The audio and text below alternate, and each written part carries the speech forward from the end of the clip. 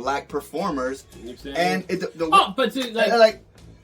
just see that's what, like it wasn't a black animated movie, but you could have fooled us a little bit. Yeah, like it was too many culture, comparisons, too many. It was for the culture, definitely, sure. and I think they did it perfectly, and they didn't even try. That wasn't what they were trying to do. But that's just how it came off. That's what it is. It definitely wasn't. It came out perfect though. It's not what they were trying to do. No, it was literally not. But what they were trying to do is they were trying to make it more relatable for people, which is why they made Goofy the way they made him. Mm-hmm. They didn't make him as Goofy. Yeah, you mean the joke is like too much joking. They didn't make him a goofy. Talking ridiculously, all crazy, being like how he was in his old cartoons. Because they're Goofy.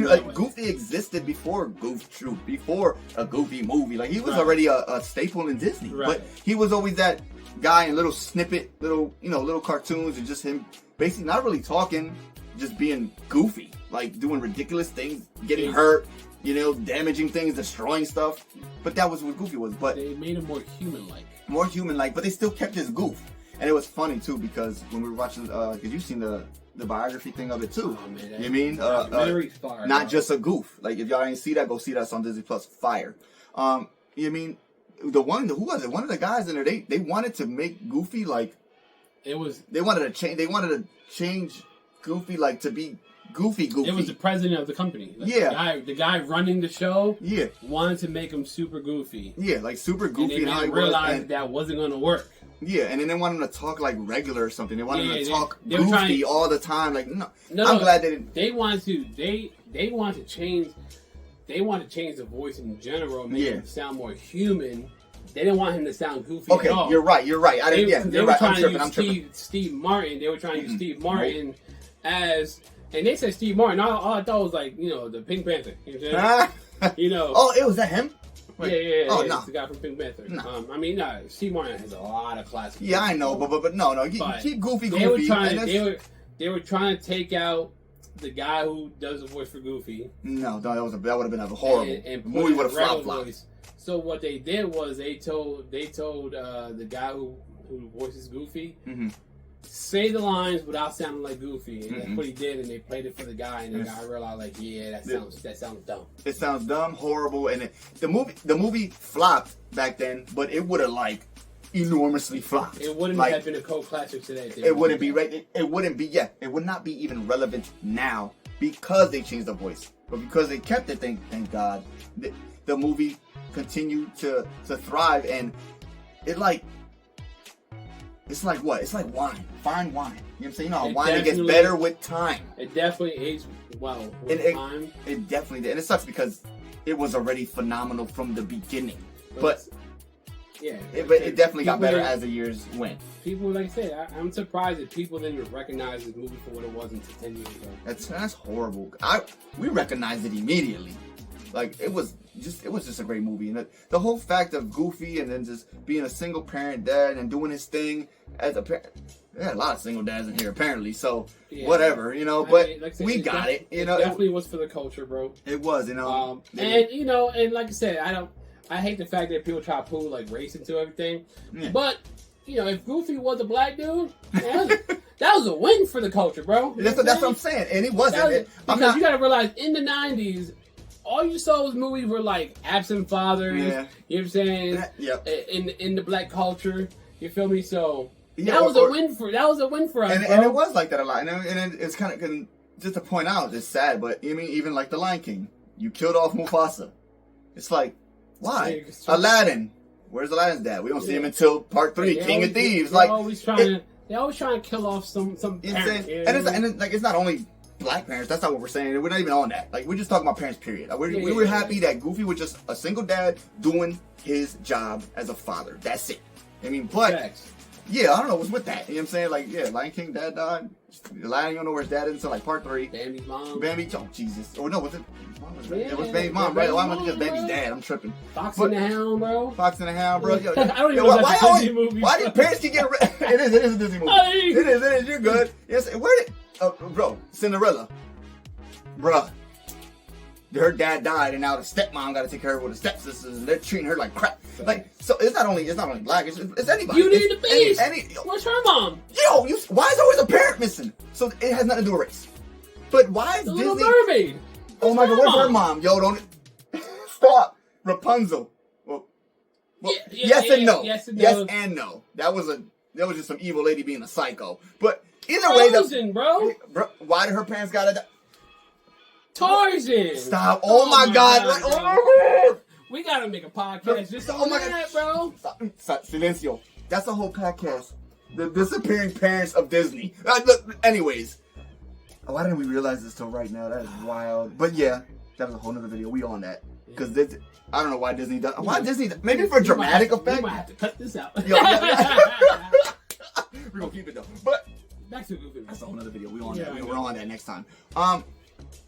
There's so much. What else? Because there's so much still from the Disney movie, a Goofy movie that can be touched on. Yeah. Like there's a lot of stuff that oh my God. All right, so when they're in the office, right? You remember when Bobby gets called into the office, right? And it's funny because I love Bobby's name. I said it previously in the video like a few times. But you know they're sitting there, they're talking, and you know they're in trouble. They're in the office. So Max sees Bobby in the corner. You know he's hidden in the corner. Yeah. I mean, you don't know what he's doing, but to us as adults, we're like, "Hey yo, Max! Hey yo, Max! Look, it's the Leaning Tower of Jesus!" And then just slapped it in his mouth, and then the principal, and Robert Zimmerowski. All right, coming here, Max. Guard this with your life, dude. So, Mazer, what's up, bro? And I don't care what anybody says. Right there when he was like, Mazer, what's up, bro? Close the door. And you see him in the, bro, he is snitching everybody out. Bro, yeah. He's like, look, listen, bro, it wasn't even me. It was the little Goof kid. It was the bull PJ. They dragged me into this. It wasn't even me, bro. I feel like he just snitched them all out because you see him do this when the door closes. That just goes to show that he was like, yo, what's up, my guy? I've been here before. I feel like he just snitched them out as soon as that door closed. But your theory is cool too. Yeah, but I think that's because you gotta remember PJ was already in there. I know. You know what I'm saying? So PJ now was already in that's there. what I'm saying. So you know PJ gave up everything. As soon as he walked out, my dad's gonna squash me like a bug. You know he spilled the beans. Facts. He was a Puerto Rican bad chef because he spilled them beans everywhere. You know what I'm saying? I'm trying to tell you. And then, of course, he brought in Robert Zimmerowski. So Robert, he's like, man, I know, boy. He had the I snitch face. You saw PJ come out with the I snitch face. Yeah. Like I told everything. Yeah. So Bobby had to go in there and flip it. Like, bro, no, whatever he told you, he lied. It was all them. Like Max didn't even care, bro. Max didn't. But let me tell you something now. Here's my question: how in the heck did they get suspended on the last day of school? Bro, I think the same thing. That's like getting fired on your day off. Come on, Craig. Come on, Craig. You feel me? Like, I always wonder, like, you mean, he says, are you going to get suspended? Yeah. Why are you going to get suspended on the last day of school, bro? I don't understand that. Like, do you know I got suspended, bro? Graduation week, bro? How? Bro, so listen, bro. I got suspended the last week of school, bro. I didn't think that's possible. I got suspended for 2 days, bro, because of skipping class. Okay. Pretty sure everybody was doing that the last week. It was, but so basically what happened was, like 2 weeks before, we were doing something in a class, right? Uh-huh. And I had to ask Miss Kuhn if I can go to the clay class where we did pottery. Remember when we were doing pottery? Yeah, do it. But instead of going to pottery, I actually dipped out, yeah. And she saw me. And I did it 2 days in a row. Okay.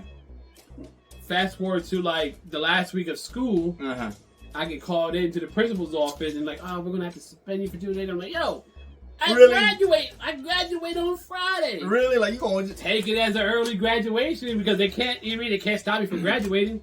So I literally got suspended the last 2 days of school, bro. That's crazy. Week, that's 2 days on the last week. So yeah, that's fine. Yeah, I get it. I guess. Yeah, I guess. But what are they gonna do to Max the last day of school? What, you gonna expel me? You're gonna suspend me for a few hours? Like, what are you gonna do? Like, I can't come on first.